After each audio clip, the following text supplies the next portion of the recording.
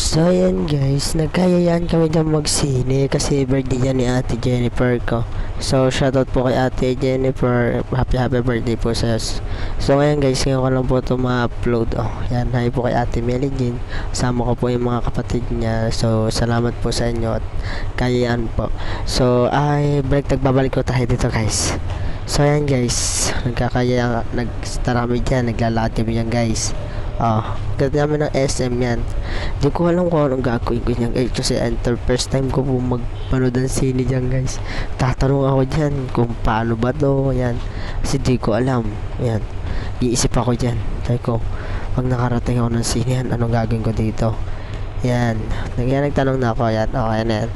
So yan guys. Okay na yan. Boss, nag-aantay na lang kami ng oras para pumasok sa loob.